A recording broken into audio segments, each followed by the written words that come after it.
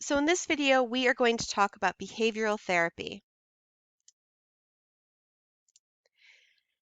So in psychoanalysis and in client-centered therapy and other insight-oriented therapies, they maintain that the road to being psychologically healthier and psychologically healthier behavior is through increased self-understanding of the motives and the conflicts that are causing those behaviors. However, gaining insight into the source of the problem does not always necessarily result in desirable changes in behavior and emotion. Despite fully understanding why you're behaving in a counterproductive way, maladaptive or self-defeating behaviors may continue. For example, an adult who's extremely anxious about public speaking may understand that he or she feels this way because he or she was raised by a critical and demanding parent. But having this insight into the underlying cause of the anxiety may do little, if anything, to reduce the anxiety or change the avoidance of public speaking. So, what exactly is behavior therapy? Well, the goal of behavior therapy, sometimes also called behavior modification, is to modify specific problem behaviors, not to change the entire personality. Behavior therapy is a type of psychotherapy that focuses on directly changing maladaptive behavior patterns by using basic learning principles and techniques. Behavior therapists assume that maladaptive behaviors are learned the same way we learn our adaptive behaviors. The basic strategy in behavior therapy involves reducing the frequency of maladaptive behaviors and learning more adaptive behaviors in their place. Behavior therapists employ techniques that are based on the learning principles of classic conditioning, operant conditioning, and observational learning in order to modify the problem behavior. So when we talk about the techniques based on classical conditioning, just as Pavlov's dogs learn to salivate to a ticking metronome that has become associated with food, learned associations can be at the core of some maladaptive behaviors, including strong negative emotional reactions. Remember, John Watson demonstrated this phenomenon in his famous Little Albert study. Now, Mary Cover Jones, she was a student of Watson's.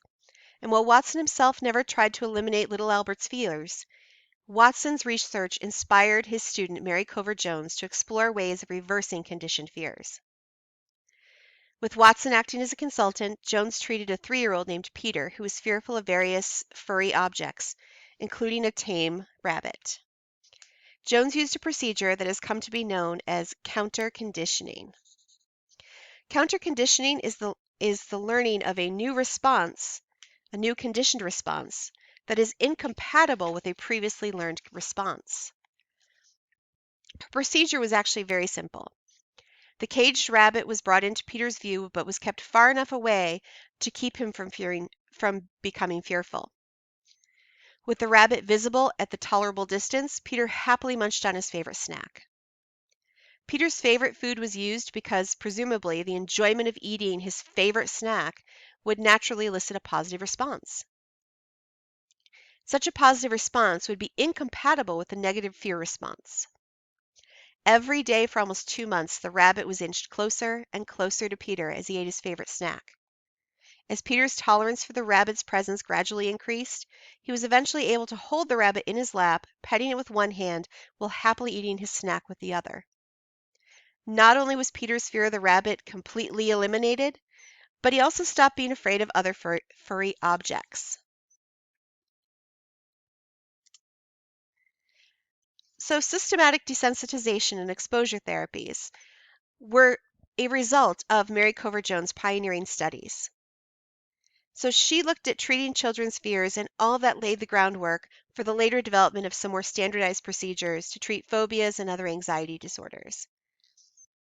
Exposure therapy describes several different techniques that have been recognized as effective treatments for anxiety disorders, post-traumatic stress disorder, and obsessive compulsive disorder. A person gradually and repeatedly relives a frightening experience under controlled conditions to help him or her overcome his or her fear of that dreaded object or situation. Systematic desensitization is a widely used type of exposure therapy. It was developed by South African psychiatrist Joseph Wolpe in the 1950s. Based on the same premises of counter conditioning, systematic desensitization involves learning new conditioned responses, like relaxation, that are incompatible with or inhibit the old conditioned responses of fear or anxiety. There are 3 basic steps involved in systematic desensitization. First, the patient learns progressive relaxation, which involves successfully relaxing one muscle group after another until the deep state of relaxation is achieved. Second, the behavior therapist helps the patient construct an anxiety hierarchy, sometimes called an exposure hierarchy. And that's the list of anxiety-provoking images associated with the feared situation, arranged in a hierarchy from the least to the most anxiety-producing. The third step involves the actual process of desensitization through exposure to the feared experience. While deeply relaxed, the patient imagines the least threatening scene on the hierarchy. After the person can maintain complete relaxation while imagining that scene, the person then moves on to the next. If the patient begins to feel anxiety or tension, the behavior therapist guides that person back to imagining the previous scene or to the control scene. If necessary, the therapist can help the patient relax again using those progressive relaxation techniques. Over several sessions, the patient will gradually and systematically work his or her way up the hierarchy, imagining each scene while maintaining complete relaxation. Once mastered with mental images, the desensitization process may be continued with exposure to the actual feared situation, which they call vivo systematic desensitization. If the technique is successful, the feared situation no longer produces a conditioned response of fear or anxiety. Systematic desensitization is often combined with other techniques such as observational learning. Aversive conditioning. So aversive conditioning attempts to create an unpleasant conditioned response to a harmful stimulus, such as cigarette smoking or alcohol consumption. For people with substance use disorders or addiction, taste aversions are commonly induced with the use of nausea-inducing drugs. For example, the drug antabuse is used in aversion therapy for alcoholism. Consuming alcohol while taking antabuse produces bouts of extreme, highly unpleasant nausea. Now, aversive conditioning techniques have been applied to a wide variety of behavioral problems. Mental health professionals, however, are typically very cautious about using these techniques, partly because of their potential to harm or produce discomfort in their clients. Additionally, these techniques are not always very effective. When I worked doing substance abuse counseling, I had many clients who were taking antabuse in order to cease their substance abuse issues with alcohol. And the number of them that would come in and tell me that they drank anyway and they just felt sick after and that it was no big deal to them. It was actually kind of surprising. But for some people, particularly those who don't like throwing up, this was a really great way to deter them from using alcohol. So as we look at techniques based on operant conditioning, we look at B.F. Skinner's operant conditioning model of learning. It's based on the simple principle that behavior is shaped and then maintained by its consequences. Behavior therapists have developed several treatment techniques that are derived from operant conditioning. Shaping involves the reinforcing of successive approximations of a desired behavior. Shaping is often used to teach appropriate behaviors to patients who have difficulties due to autism spectrum disorder, intellectual disabilities, or severe mental illness. So if a person is close to what they're supposed to be doing, they're still rewarded. It doesn't have to be the exact behavior. As they get closer to the proper behavior, the more they get rewarded. Positive and negative reinforcement are used to increase the incidence of desired behaviors. Extinction, or the absence of reinforcement, is used to reduce the occurrence of undesired behaviors.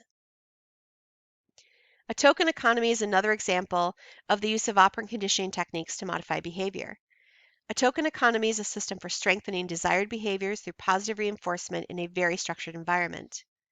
Tokens, or points, are awarded as positive reinforcers for desired behaviors and withheld or taken away for undesirable behavior.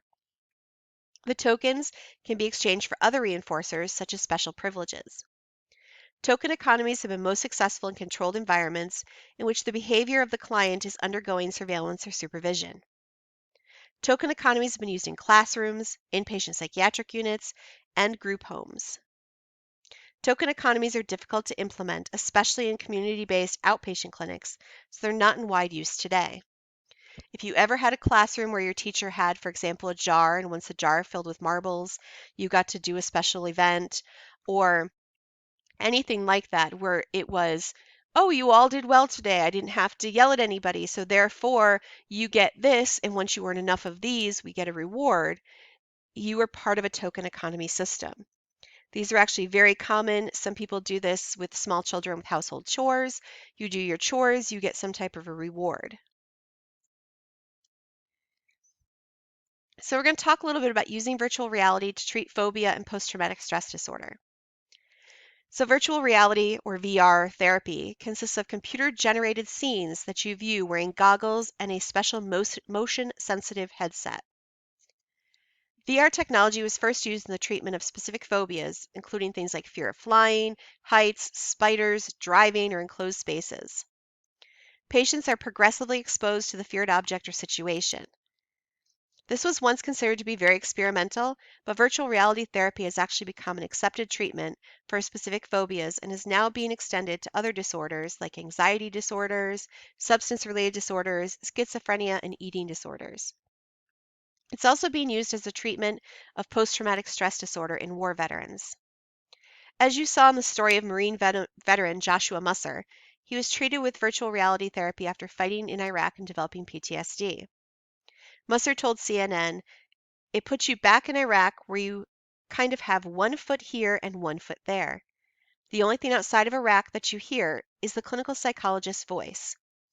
And so when she sees that I'm really starting to stress out, she would be in my ear, pulling me back." VR therapy is easier and less expensive to administer than graduated exposure to the actual feared object or situation. Availability of VR may actually make people who are extremely phobic more willing to seek treatment.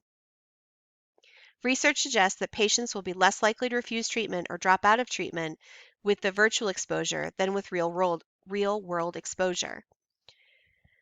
So this has been used for things, for example, people who have fears of spiders, they can put on a virtual reality headset and they can be exposed to spiders, and they will feel as if they're present with the spiders, but they never actually have to touch the spiders. And so sometimes they will work with the VR headset, and then once they've done all of that and done all that kind of exposure therapy, then they might actually be exposed to real spiders, just to kind of show that, it did work, that the treatment was successful. But this has been used for all kinds of things, whether it be fear of heights, fear of roller coasters, fear of airplanes, all of these things. It's actually worked really well to help treat these phobias. And it puts people in a virtual environment where they're still physically safe, but they're being exposed to everything that triggers their anxiety or their phobias.